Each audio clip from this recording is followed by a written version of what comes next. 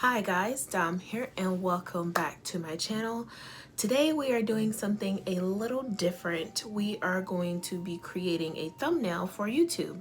Now this video should already be up, so you've seen the thumbnail already, but I wanted to do it kind of how Jacksepticeye has recently shown that he does his thumbnails. And this trick isn't really necessarily a new trick. It's an old one that a lot of magazines actually do, and they tend to stick the title in the background and put the actual person or focus obviously in the foreground, so it kind of gives it a three-dimensional type of thing. Magazines usually do that because the title and the design, as far as the name of the magazine, like Cosmopolitan or what is that, Esquire or Men's Journal, the font and the lettering, well, that's the same thing. The font and the coloring of the actual letters and all of that are very distinct, so you can kind of stick things in front of it and it wouldn't matter. Your eye will just actually go and recognize the title instantly. So I kind of like doing that way of thumbnails. Hopefully they've gotten a little better recently. In the video I did not use a layer mask because I just didn't feel like using a layer mask, even though it would have been quicker. Okay, hold that thought past me. Layer masks.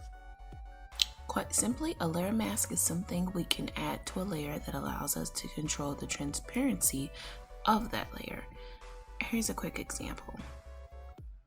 So I took the picture of Sailor Moon off the internet, took my last name Lynn and put it into Photoshop. I then selected Lynn. The quick selection tends to work a little bit faster depending on how you want to select it. Anyway, I selected the quick selection tool and then I went down to layers, layer mask, and reveal selection. Now, depending on how you want to do this, you can choose to hide, reveal all, or do it from the transparency. And then this is what the layer mask should look like on your layer page. And this is what it looks like completed. I know it's not the greatest thing, but that's a quick example of how to do a layer mask. Okay, back to me, past me, go.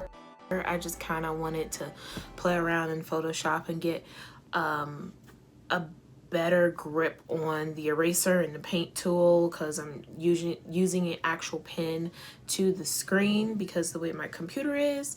But if you want to do it a little quicker, you can layer mask and kind of cut around the words and cut around the head and put the Gaussian blurs in. I ended up using the Google screen recorder, which is free, but there's a separate program that you if you right click on it in Google Drive, it'll send you somewhere else, and they have this weird pricing thing set up.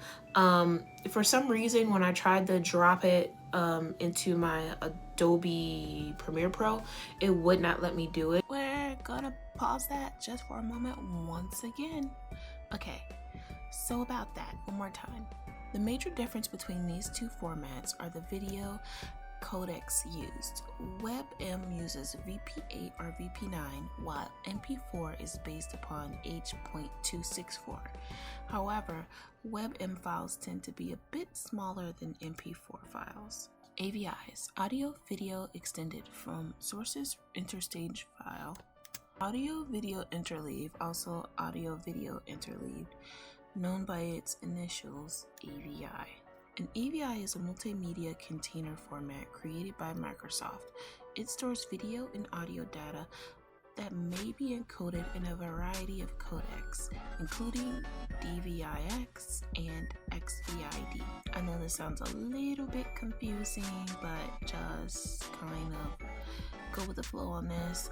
Or, if you're interested, you can Google basic file types in video editing. Okay. I'm gonna stop pausing the video now and unfreeze because it's under a different file name, and I think it's like WEMB for some reason, and I was trying to make it an MP4 or an AVI, even though I don't necessarily recommend doing it in an AVI, only because those are really gigantic files usually.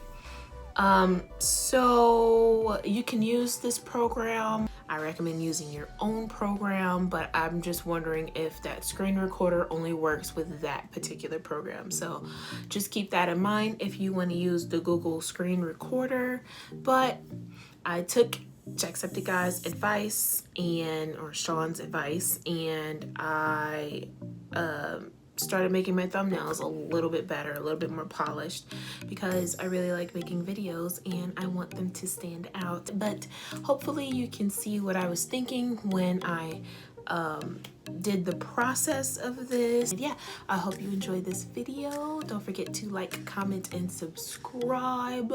Subscribe, please. That would mean a lot to me. Let's get into the video.